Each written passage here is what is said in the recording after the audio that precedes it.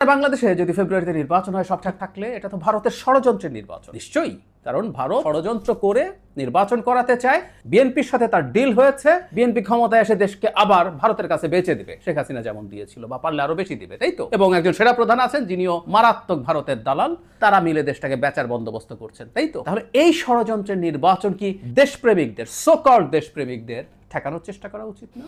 নির্বাচন চাওয়াটা একটা ডেমোক্রেটিক কান্ট্রিতে ক্রিমিনালাইজ করা, মানে আমরা বলছি মুখে এটা গণতান্ত্রিক দেশ, কেউ নির্বাচনের কথা বললে তিনি অপরাধ করে, তিনি অপরাধ। শুধু তাই না, তাকে ভয়ঙ্কর ট্যাগ, বিএনপি দালাল, বিএনপি নির্বাচন চায়, আওয়ামী লীগের নির্বাচনের কথা বলছে, আওয়ামী লীগের দালাল, সেনা প্রধান নির্বাচন চান দ্রুত, সবচেয়ে ভয়ঙ্কর, সবচেয়ে খারাপ ভারতের দালাল। ইয়াস, ভারত তার বিভিন্ন ব্রিফিং এ বাংলা নির্বাচনের কথা বলেছে, নির্বাচিত সরকারের সাথে তার সম্পর্ক তৈরি হবে বলেছে, এবং তারা অবশ্য একটা কথা যোগ করেছে যেটা বাংলাদেশে অন্তত আমরা ওভাবে কখনো বলিনি, ইনক্লুসিভ, মানে আওয়ামী লীগকে ইন্ডিকেট করে একটা ইনক্লুসিভ নির্বাচনের কথা বলেছে, যে ভারত নির্বাচন চায়, সুতরাং ভারত যেহেতু নির্বাচন, এই দেশে যে নির্বাচন চায় সে ভারতের পারপাস সার্ভ করে, সে ভারতের এজেন্ডা সার্ভ করে, সে ভারতের দালাল। খুব সহজ অঙ্ক, অঙ্কটা মোটেও কঠিন। এই আলাপ তো করতে হবে, এই নির্বাচন কোনোভাবেই তাদের হতে দেওয়া উচিত না, এরকম একটা স্ট্যান্ড নেওয়া দরকার। আমরা খেয়াল করি ডিসেম্বরে নির্বাচন চেয়েছে বিএনপি, এটা ফেব্রুয়ারিতে গেল, ধরলাম ডিসেম্বরে নির্বাচন বিএনপি চেয়ে, সেনাপ্রধান চেয়েছে, ভারতও তাই চেয়েছে। এখন এমন কিছু কি ঘটলো যে এটা জানুয়ারির শেষ হয়ে ফেব্রুয়ারির ফার্স্ট উইকে বা সেকেন্ড উইকে, মানে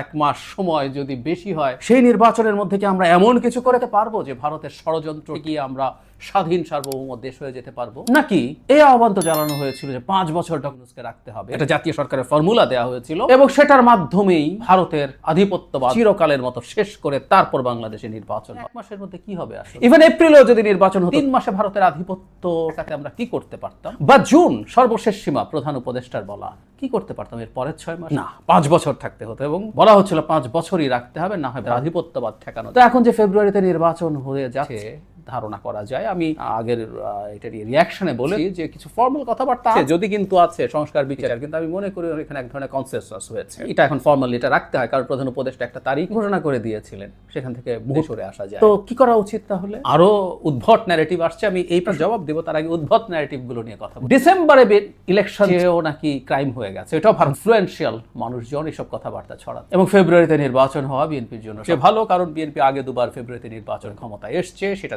ট্রেনে ব্যবহার করতে পারবে, এবং ডিসেম্বর আওয়ামী লীগের মাস, আওয়ামী লীগের ন্যারেটিভ সেখানে অনেক বেশি থাকে, তাই ডিসেম্বর ঠিক না। আচ্ছা, আমি একটা জিনিস একটু জানতে চাই, আপনাদের যদি কারো আগ্রহ থাকে, গালিগালা করবেনই অনেকে, তার বাইরে যদি কারো আগ্রহ থাকে আমাকে একটু জানাবেন। ফেব্রুয়ারিতে বিএনপি আগে দুবার জিতেছে, সেটা জেতার নতুন মাস হিসাবে, তার জেতার মাস হিসাবে সে ব্যবহার করে ইলেকশনে জিতবে, আর ডিসেম্বরে হলে মানে বাংলাদেশে আগামী নির্বাচনটা কি আদতে কোনোভাবে কোন রকম কোন প্রতিদ্বন্দ্বিতার সুযোগ আছে যে বিএনপি এত মেটিকুলাস প্ল্যান করতে হবে? এটা আমাদের জন্য দুর্ভাগ্যজনক, কিন্তু সত্য। আমি এটা প্রায় বলি, আমাদের কপাল খারাপ হবে যে আমাদের সামনে অন্তত 2টো নির্বাচন, এটা তো বটেই, পরেও বিএনপি খুবই ফেয়ার অ্যাকসেপ্টেবল নির্বাচনে জিতে যায়, পরের বার সিট খানিকটা কমবে কিন্তু জিতে যাবে। একটা কার্যকর শক্তিশালী বিরোধী দল যদি না থাকে, চ্যালেঞ্জ যদি সামনে না থাকে, ডেমোক্রেটিক প্রসেস, বিশেষ করে এই বাই পার্টিজান যে ডেমোক্রেটিক প্রসেস, এটা ঠিক মতো কাজ করে, এটা আমাদের কপাল খারাপ, আমি মানি। কিন্তু এই নির্বাচনে বিএনপি ফেব্রুয়ারিতে না হয়ে ডিসেম্বরে হলে, মানে হলো এই 1 মাস আগে পরে হলে, বিশেষ করে ডিসেম্বর যেহেতু আওয়ামী লীগের মাস, বিএনপির মহাক্ষতি হয়ে যেত। কি মনে হয় আমাদের? মানে আমাদের বিএনপির এই মুহূর্তে কম্পিটিটর জামায়াতে ইসলামী,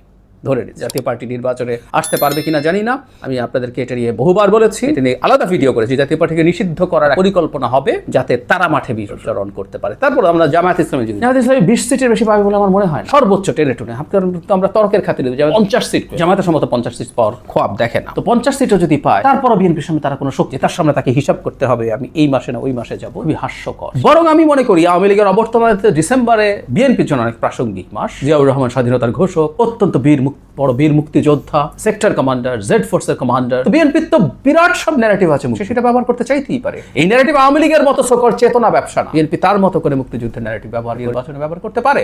আসলে ঘটনাটা কি? আসলে ঘটনাটা আমরা অনেকেই ধরতে পারি, ডিসেম্বরে বিএনপির সুবিধা অসুবিধা আসলে ম্যাটারে না, কিন্তু ডিসেম্বরে ডিজাস্টার হয় জামায়াতে ইসলামী। 71 সালের মারাত্মক সব যুদ্ধাপরাধ এবং মানবতা বিরোধী অপরাধ যেগুলো হয়েছে, সেগুলোর সাথে সরাসরি জড়িত থাকার শক্ত অভিযোগ তো আছেই, কমপক্ষে যে পাকিস্তান মিলিটারি কাজগুলো করেছে তার পলিটিক্যাল এবং নৈতিক সমর্থন দেওয়ার অভিযোগ তো আছেই। এগুলো ভুল না, এগুলো অপরাধ। ডিসেম্বরে নির্বাচন হলে জামায়াত যদি 20 সিট পাওয়ার কথা, সেটা 10-এ নেমে আসতে, সুতরাং ডিসেম্বরে নির্বাচন হওয়া যাবে না, এটা বিএনপির স্বার্থে না, এটা আসলে জামায়াত। কথা একটু ঘুরিয়ে বলা, কিন্তু ব্যাপারটা আসলেই যে কেউ, আবারও বলছি, এই ফেব্রুয়ারিতে তার এই ক্যাম্পেইনের মেটিকুলাস প্ল্যান করতে হবে, ওই করবে সেই করতে হবে, বাংলাদেশ সেই জায়গায়, সেই নির্বাচন সেই জায়গায় আছে? No way.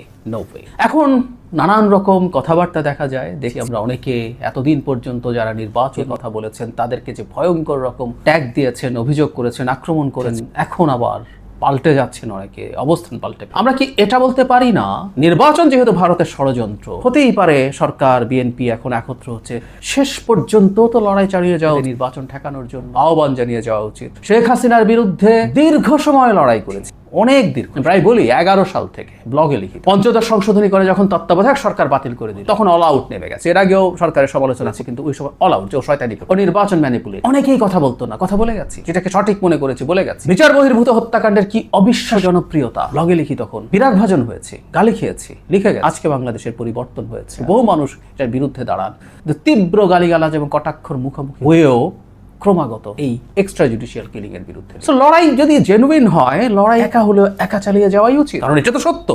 ভারত বাংলাদেশ আবার হাসিনার কাছ থেকে যেভাবে কিনে ফেলেছিল, হাসিনাকে যেভাবে দাসী বানিয়ে ফেলেছিল, আরেকটা নির্বাচনের মাধ্যমে বিএনপি তারেক রহমানকে দাস বানিয়ে ভারত আবার বাংলাদেশ কবজা করে ফেলবে, করদ রাজ্য বানাবে, এটা তো ঠেকানো উচিত। এট এনি কস্ট সর্বশক্তি দিয়ে তাদের নামা উচিত, বা যতটুকু সাধ্য আছে সে আহ্বান জানানো উচিত।